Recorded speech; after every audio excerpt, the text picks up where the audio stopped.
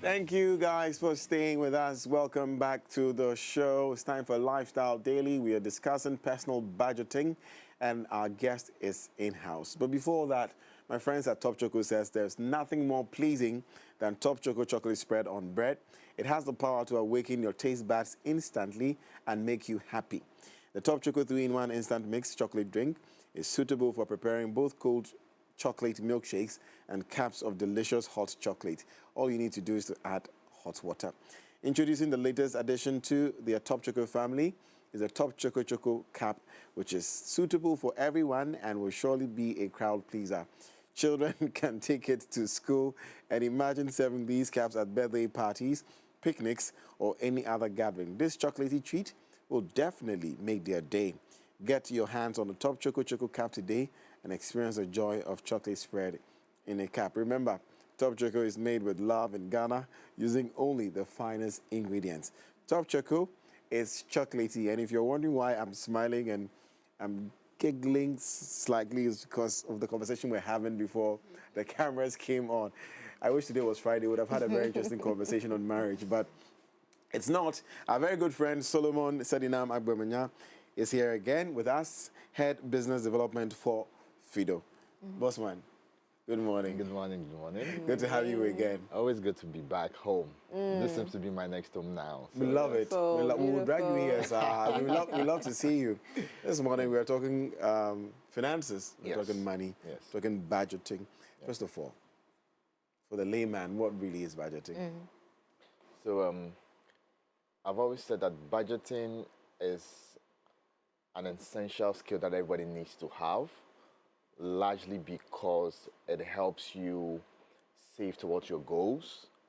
It helps you maintain financial stability and discipline. Okay. And most importantly, it advises you on how to make use of your income, and most importantly, not spending much more than what you earn. So in a very layman terms, it's when you are very intentional about plans and then putting together your list of incomes as against your expenses and making sure that your expenses do not exceed your income. That's simply what budgeting is. Yes. Making sure your expenses do not exceed your income. Being able to spend what you have. I've always also said that in terms of budgeting, you are better off spending what is left rather than what you have.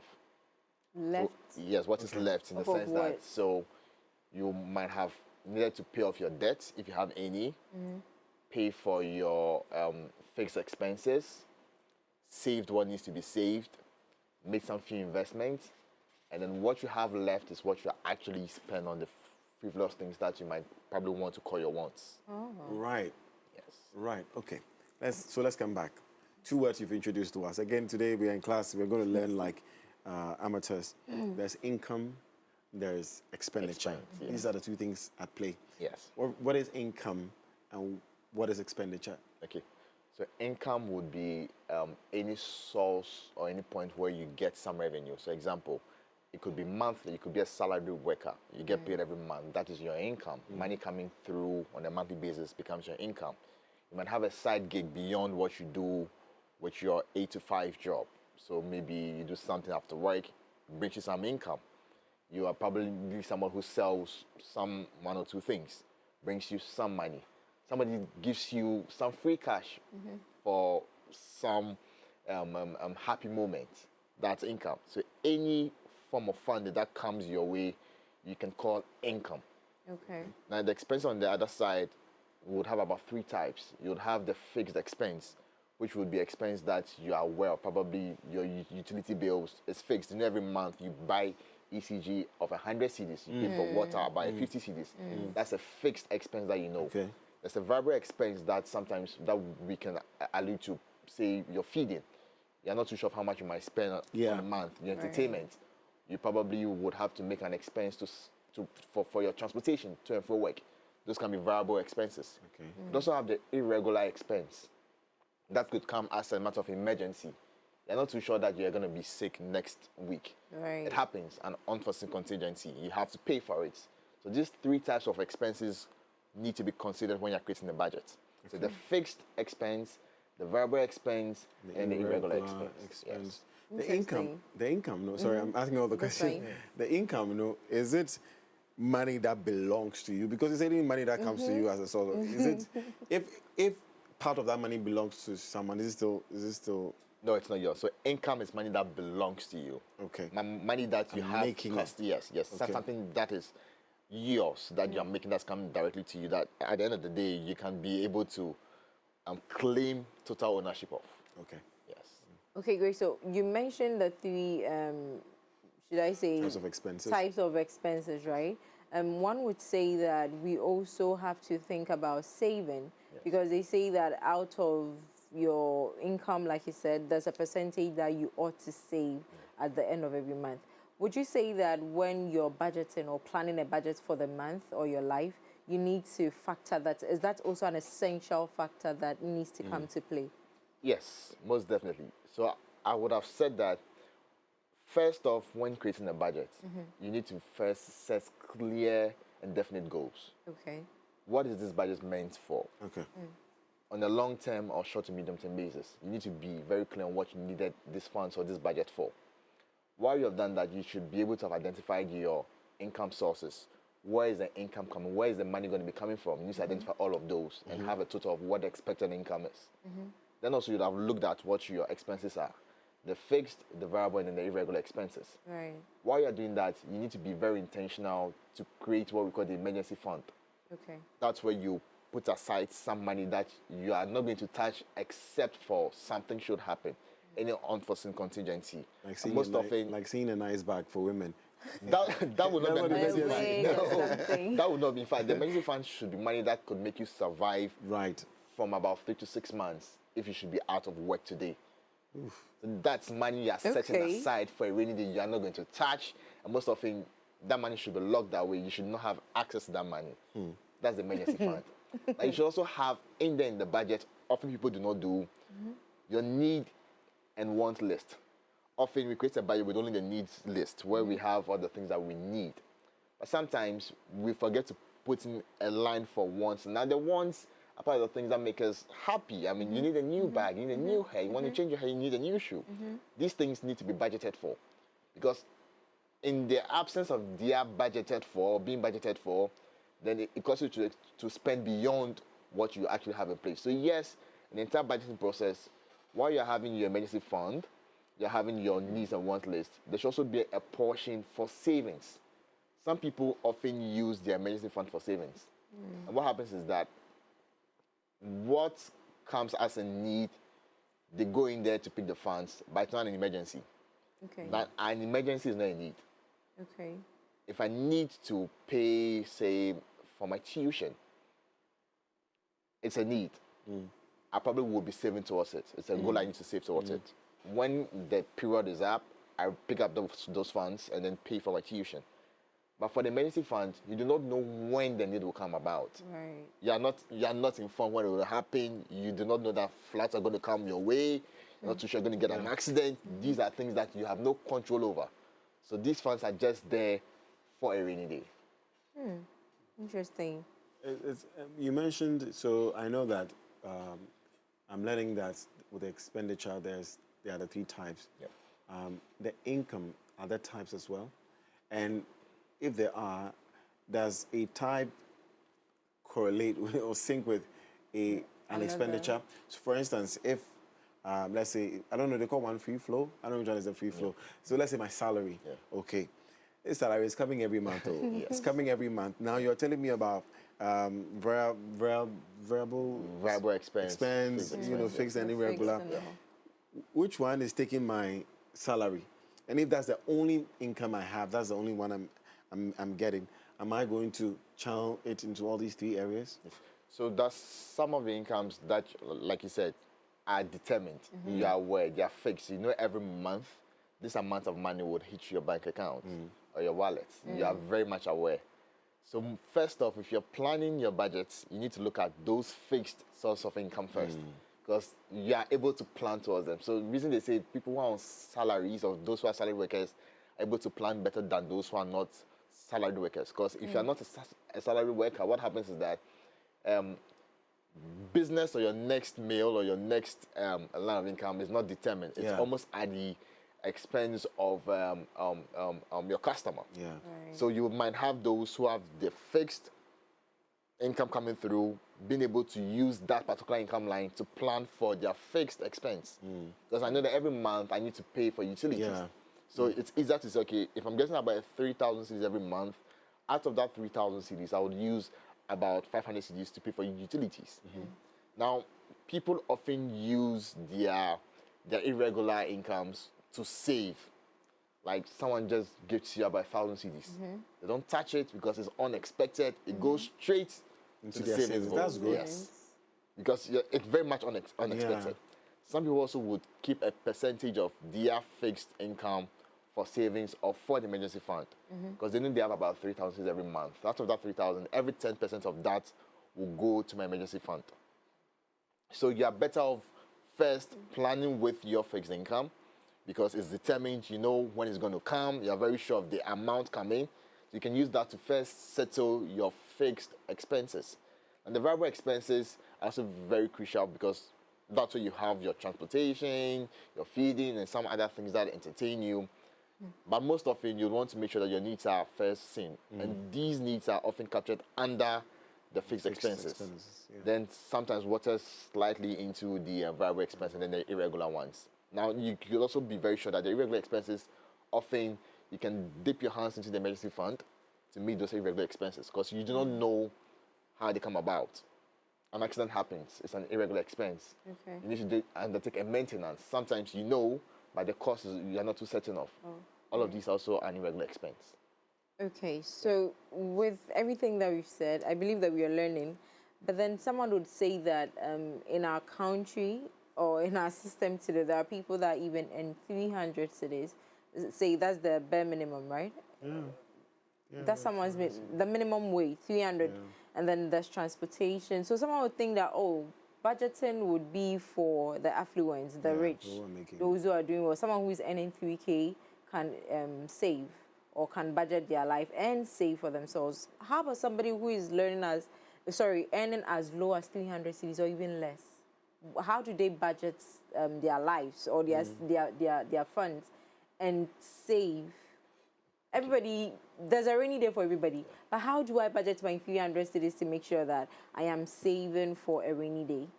It's the same question you'd have wanted to ask that lady who sells oranges on the streets. Right. Who is taking care of her kids, has been Right. able to educate two of her kids, and there's a third one even still going to school. That's the person who is shining shoes somewhere in some kiosk somewhere. I mean, the thought would have been that they are earning mega amounts of mega incomes. Right. But the point is, once they're being able to spend within their means, what they have is what they spend, then it makes sense. Because at the end of the day, you cannot plan or spend what you're not earning. Okay. So if I'm earning about 300 cedis and that's all I have, of course, it would now determine what I eat, how to use what I have, and what to plan for. And so in the first instance for them, they have priorities as well. Right. Some of these people are personally engaged in other conversations will tell you that I want my children to go to school. I don't want them to become like me. So for them, every other thing is a non-starter. Their primary focus is their kids' education. They're not buying new shoes, they're not buying new clothes, and they're not getting new hair. They're following other means to get these things. Okay. Every money they get is saved for their kids' education. So irrespective of how much you earn, you can be intentional. Intentional is the effort that you put into budgeting. Being able to discipline yourself to say, you know what, out of this money, this percentage is going to be saved for this particular goal that I particularly want to achieve. As for our mothers and our grandmothers Yeah, and our aunties, I feel like they're the best mathematicians out there. Great. How they can do all that and still buy ntama Yeah. and all the other things. And even for- they have emergency money sitting somewhere. My mother If will something complain that comes there's up, no they'll money, there's bring no it money, up. but let something come up and Yeah. You should get money. She should get money Yeah. to do that. From what you're saying also, I'm learning that, or I've come to realize that lifestyle changes are influenced by our incomes too, isn't it? Yes. So, you know, you're earning 1,000 Ghana cedis, you're coming to work in your church, you know, you're going to find a gobe seller over there, Over there, and eating your 5 CDs beans and plantain, you know, at lunch. And then for some reason, you know, your salary is increased to 2,000. And then you realize that now you come Lifestyle with change. Uber. You must come with, no, isn't it supposed to be the case? The more money I make, because I'm working for it, I Yes. mean, I'm seeking financial advice. Yes. Yeah. The more money I make, the better my life should be, isn't it? Yes, I exactly. should enjoy more. Exactly the case. But while you do that, do not overly do it. Okay. So, I mean, if you used to earn about 1,000 cedis and now you earn about 2,000 cedis and you want to change your entire lifestyle to make it look as if you earn about 10,000 cedis, then you're going to be living on debt. Because the point is, that 1,000 addition, okay, does not entirely meet all your wants. All these things that you have changed just overnight are wants, not needs. Now, for you to have changed your means of transport from, say, from a bus to an Uber, it's a want. Because the point is, there was no reason for you to actually change from it. Because when you get into work, was there a reason? Were there any fears? Were there any risk for joining the bus? I Maybe mean, there's more responsibility for me now for that 2,000. It means that now they want me to be at the office fantastic, longer hours. fantastic. Once justifiable, once it is a certain need that has been established, Okay. go for it. Then go for it. Okay. But before you do, put it on that scale. Is it a need or a want? Because, and these things that change with time because of our additional source of income or additional income that we get, often also have a heightened price with time. So sometimes you might be earning about 1,000, you get 2,000, you change to an Uber. Today I used to about Uber being about 30 cedis. Next morning it's about 50 cedis. While your additional income has not increased. So then it starts to deplete what you are earning Right. when you have made no provision for that price hike that has actually happened. So you always need to be very intentional about looking at the scale of preference, the needs. Should I have to want to change my lifestyle because I've just earned so much? So in fact, you find that rich people are able to wear the same outfit for a very long time. They don't change it. They Yeah. save and save and save. But you and I, more Levels money, don't change. levels don't change. Yeah. No, Yeah, Gabby came to look at my Nike sneakers. Gabby, it's not new, please. I've had it for years. I beg you. You want to go? Yes, one more. Is there a place for investment? Because you've spoken about expenditure, savings, still when it comes to budgeting. But is there a place for investment in that little income you're getting? Yes. So sometimes people try to call savings investments. Okay. I mean, they're not entirely too different, but just that savings you should be able to access at any point in time. It's very accessible for savings. Investments is actually put away for a long time, maybe 3 months, 6 months, 12 months, or probably more. Now, yes, out of that savings, it's your own money. The money belongs to you. Nobody's going to come to you to account for these monies. Now, if you're intentional about how you want to grow this money, then you should be looking at investment rather than savings. And when you invest, you grow this money much faster than savings. Savings is a gradual growth. Investments slightly sometimes risky, but I mean brings in a lot more returns than on the savings side. They might look similar, but their accessibility to funds is what makes them different. So yes, in that same budgeting structure, you should be able to put away some funds for investments. What some people do, what I do is that if I'm allocating about 10% for savings, I put about 5% out of that 10 into fixed investments where I cannot access under any circumstances, and then the other 5% to savings, where for any other reason I might need money to do something quickly, I can be able to follow into touch. Yes. So clearly, from everything you've said, needs are more essential. So we have to budget for those, right? How about, would you say that a person can omit any of the other types of budgeting and then just depend solely on the emergencies and the needs, which seem like the very essential ones? Because of course, you don't plan for emergencies; it can just spring up on you. So those who think in that approach or in that manner are those who are always coming to you. I beg 2 CDs, I beg 10 CDs, I beg Urgent 2K. urgent 2K. I mean, they're always, because Yeah. they haven't planned, they're not ready. So Okay. they're always coming back to you for, can you help me with this? I'll pay you back. But you see, there's nothing wrong with debts. Going for loans, there's nothing wrong with it.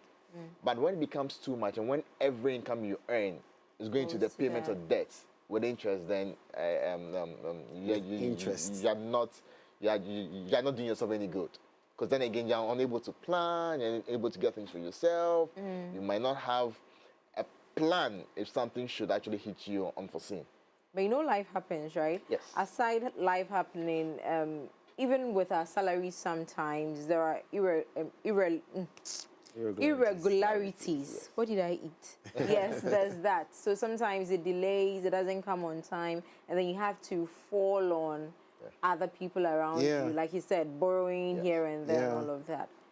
What can we do in times like these to make sure that we are not running a loss or doing ourselves a disservice, just like you said? Okay, so my company, Fido, haven't thought like this. So give out credit to people like you and I, Okay. who for one reason or the other are unable to have access to their funds, either delayed salary or an unforeseen contingency or an emergency or something. Okay. Now, the thing is, it is for this reason that when you are going for these loans, you need to be sure that you are not going for these loans to finance a want, or for want of a better word, an entertainment. Okay. Even if you want to, you should be able to have an income that would pay off this particular loan without putting you in a state of emergency. Okay. There are people who go for loans and they are unable to pay, so they rob Peter to pay Paul.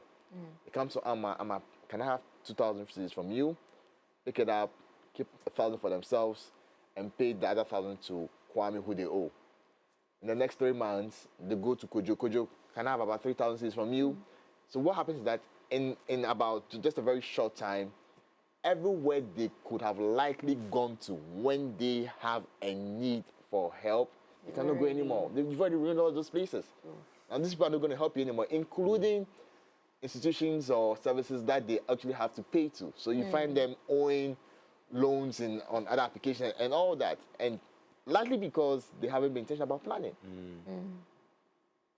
So there might be unforeseen contingencies, but once you are planning, once you are budgeting, once you know what you're earning, once you are spending within what you are getting, and making sure that what you are spending is what is left rather than what you have, Right. you should be good to go. Okay. Okay.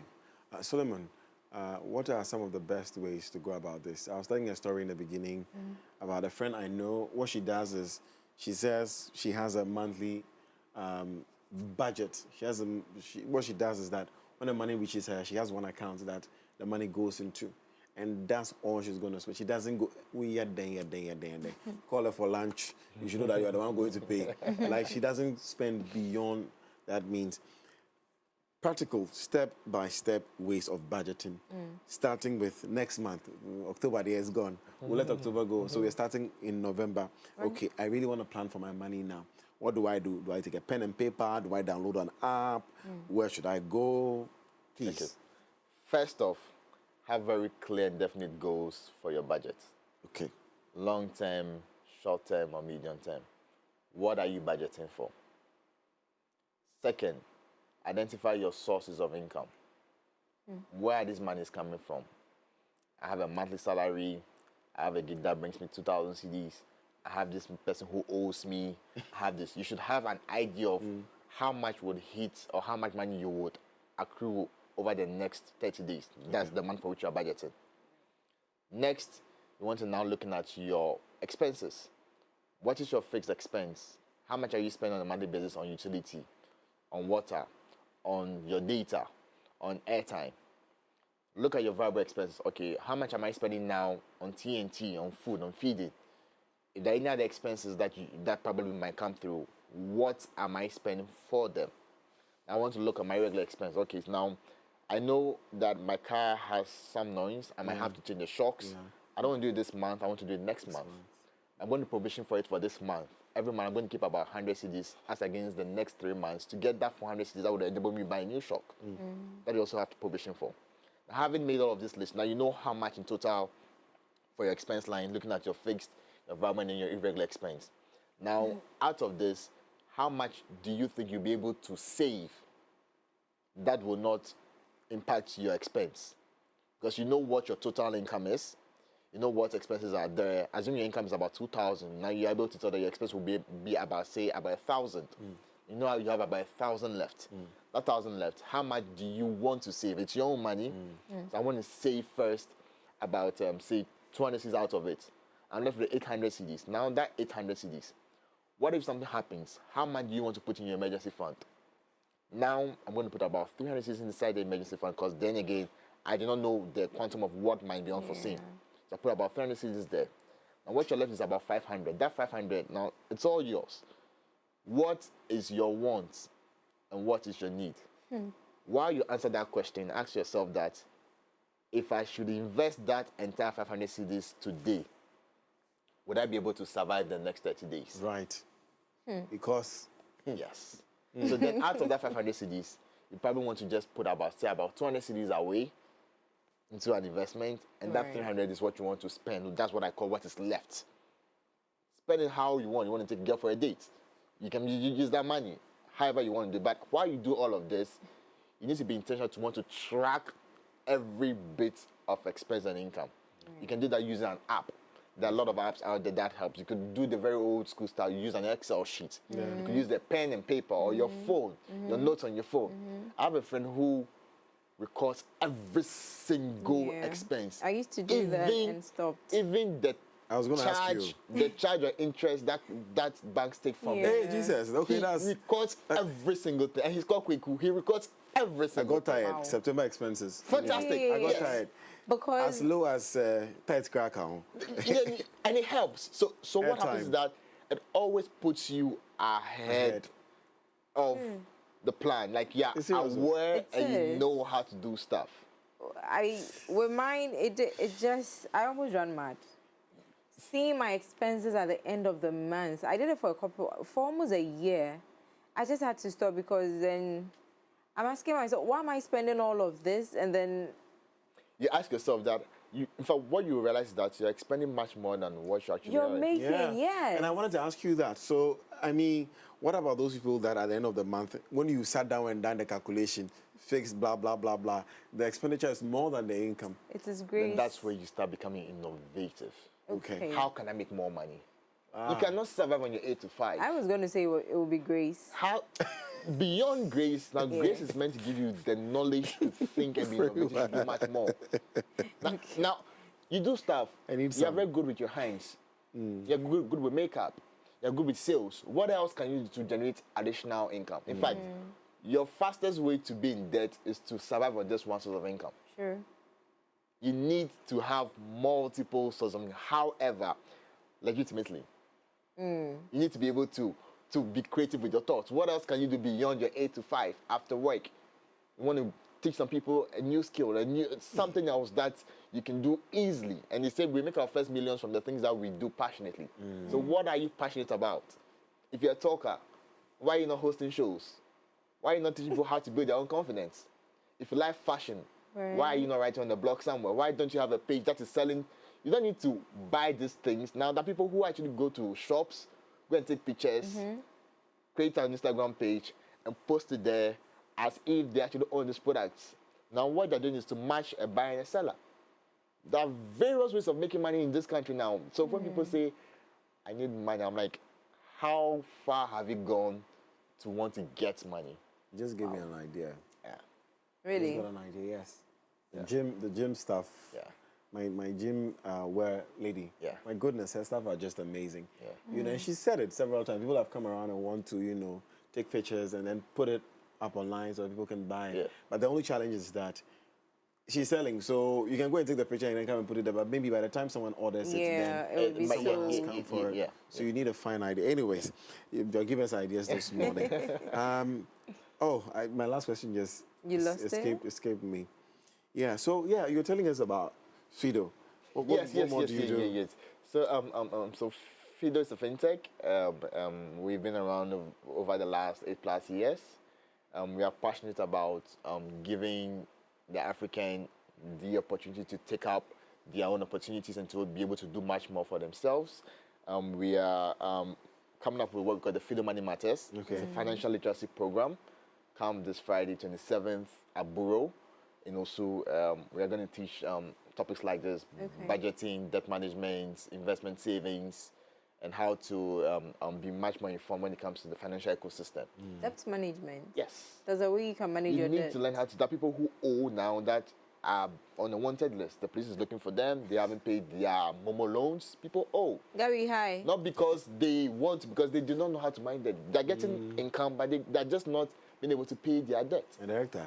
They say we should sack you because you're going to take his money. Yeah. Yeah. Oh wow. I think that would be something a good Yeah, topic to learn, because I know someone who almost committed suicide because he was overwhelmed with debt. But they say that debt is also good, isn't it? Yes, it's good. See, you see, Other people's money. I'm a former banker, so Wow. I believe in debt. I mean, take loans and invest them, use them for the right things and get right returns. Wow. You don't take loans and spend and then be in debt. I subscribe to loans. There's nothing wrong with taking loans. Really? Even the government of Ghana takes loans. I mean, even From us, yes, citizens, yeah. One bank even takes loans. So loans are not, it's not a bad thing. gonna But it's take how you utilize these loans and how you repay back these loans is what matters. Okay. Pay back your loans when you take them. But the interest rates. If you keep thinking about interest rates, right, you might not be able to take a loan. While you think about interest rates, think of how to be able to utilize these Maximize. funds that will cause you to pay your interest rate without even feeling them. Okay. Yes. I mean, interest rates are averaged about 30% or about 40%. But people are able to utilize these loans, okay, a lot. and get over 100%. That's too much, oh. Yeah. Annually, though. Annually. Yeah, annually, yes. Okay. Yes, yes. No. It's okay.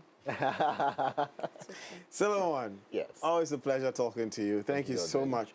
Thank you. I mean, beyond Fido, do you also train people like personally? Yes, so I'm a quality practitioner and project manager and strategy deployer. I like to get things done. I build stuff. I tell people that I'm an innovator.